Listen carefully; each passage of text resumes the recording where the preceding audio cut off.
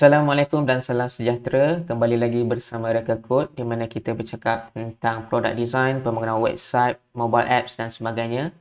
Dalam video yang lepas, aku ada terangkan apa itu UI dan UX. Dalam video kali ini, aku akan terangkan hal yang tuju sebagai seorang UI UX designer, sama ada nak jadi generalist ataupun specialist. Sebelum kita pergi lebih lanjut, kita akan tengok dulu apa yang dimaksudkan dengan generalist dan juga specialist. Okay, first kita tengok generalist. Generalist ni maksud dia adalah dia seorang yang all-rounder. Okay, so maknanya dia mempunyai skill yang variety. Dia ada banyak skill. Contoh kat sini dia boleh buat UI design, dia boleh buat UX design, dia tahu sikit sebanyak pasal CSS dan sebagainya. Tapi level skill dia tu biasa-biasa je. Just cukup untuk dia buat kerja harian dia. Manakala specialist pula, dia adalah seorang yang pakar dalam sesuatu bidang ataupun skill tu lah. Contoh kat sini motion design. Maknanya dia tahu semua benda berkaitan dengan motion design. Animation, transition, apa semua ke. So dia memang pakar dalam bidang ni. Okay, sekarang kita tengok pula apa laluan-laluan sebagai seorang UI UX designer. Aku buat secara ringkas je dekat sini. Okay, first of course lah kita punya UI UX designer ataupun dikenali juga sebagai product designer. Okay, so job UI UX designer ni kita boleh consider dia sebagai generalist punya job. Sebab apa? Sebab UI UX designer ni dia buat kedua-dua tugas UI dan UX. So dia buat user research, sketching, wireframing, prototyping. Dia juga lah yang buat final design produk tu. So maksudnya dia terlibat dalam proses UX tu dari awal sampai akhir. Bagi company yang lebih besar, kadang-kadang dia pisahkan UI dan juga UX tu. So akan ada dua job, which is satu UI designer dan satu lagi UX designer. So maknanya satu dia akan buat kerja UI je dan satu lagi dia hanya akan fokus kepada UX. Dia akan buat research macam tu je lah. Tapi actually semua ni sama je sebab even though position UX designer, tapi kadang-kadang kita tetap kena buat UI punya job, kita kena buat interface. So it's depend on the job scope dan juga company tu sendiri.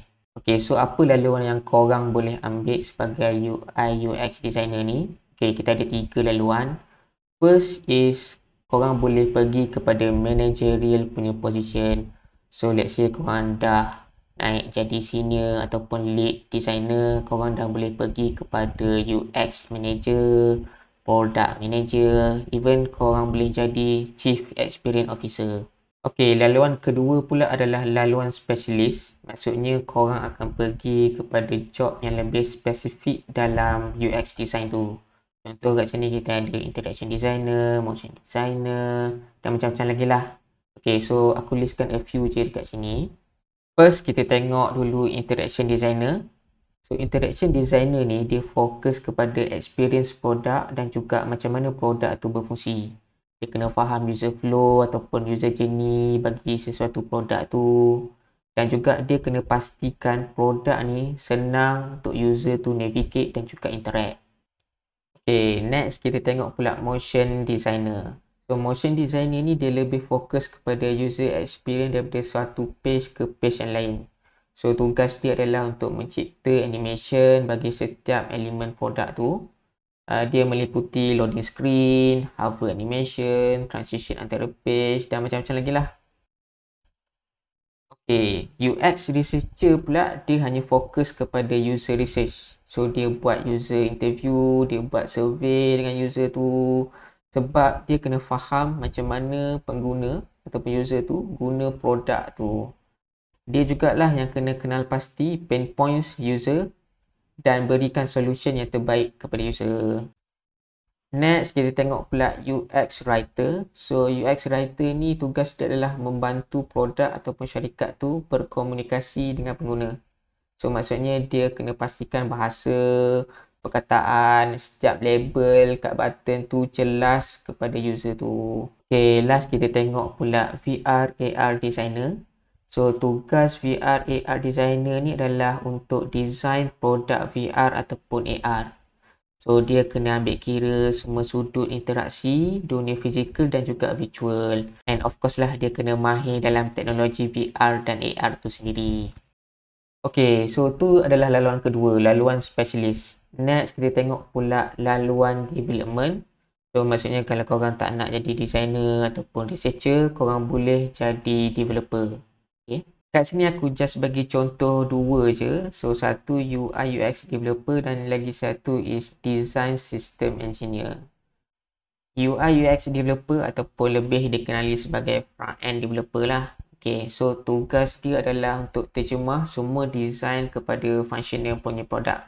So maksudnya apa yang kita tengok dekat apps, website, itu adalah kerja UI UX developer untuk jadikan benda tu real. Okay.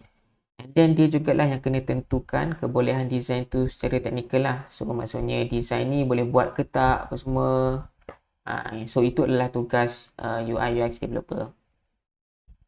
Design system engineer pula dia kena handle semua komponen UI dalam design system sesuatu produk tu lah. So dia kena make sure komponen UI tu selari antara design dan juga code. And then dia kena pastikan juga UI tu konsisten dalam semua barisan produk. Okey, itulah sedikit sebanyak laluan-laluan yang korang boleh ambil sebagai UI UX designer. So, apa seterusnya? Okey, ini nasihat daripada aku lah. Okay, kalau korang adalah fresh graduate ataupun yang baru je ceburi bidang UI UX design ni, korang just go for generalist je dulu. Dapatkan ilmu sebanyak yang mungkin. Banyak benda yang korang boleh belajar. Korang akan involve dalam setiap UX design punya proses tu. So, korang akan didedahkan dengan user research, buat user interview, buat wireframing, prototyping, buat testing dan sebagainya lah. So, lepas korang dah ada pengalaman, korang mesti dapat tahu tugas yang mana yang korang lagi suka buat, yang lagi korang mahir untuk buat. So, at that time, korang dah boleh decide sama ada korang nak stay sebagai generalist ataupun korang go kepada specialist. Kalau korang go kepada specialist, make sure korang belajar betul-betul skill tu, tingkatkan betul-betul skill tu sampailah korang ni expert. Tapi kena ingat korang takkan boleh survive lama kalau korang jadi generalist je ataupun korang jadi specialist je. The best is korang kena jadi dua-dua. Inilah yang semua orang cakap T-shape designer. So maksud T-shape designer tu adalah korang pakar dalam sesuatu bidang UX tu, tapi pada masa yang sama korang tahu sedikit sebanyak skill-skill yang lain. Okay, contoh korang memang terror buat UI design. Tapi pada masa yang sama korang tahu juga sedikit sebanyak buat user research, korang tahu juga coding, korang tahu buat branding dan sebagainya. So itu adalah yang dinamakan T-shape designer. Okey, setakat tu saja untuk video kali ni. So harap korang dah boleh nampak lah apa laluan-laluan yang korang boleh ambil sebagai UI UX designer. Okey, jangan lupa untuk like, share dan subscribe channel Lekakut. InsyaAllah kita akan jumpa lagi di episod yang akan datang. Terima kasih kerana menonton. Assalamualaikum dan bye-bye.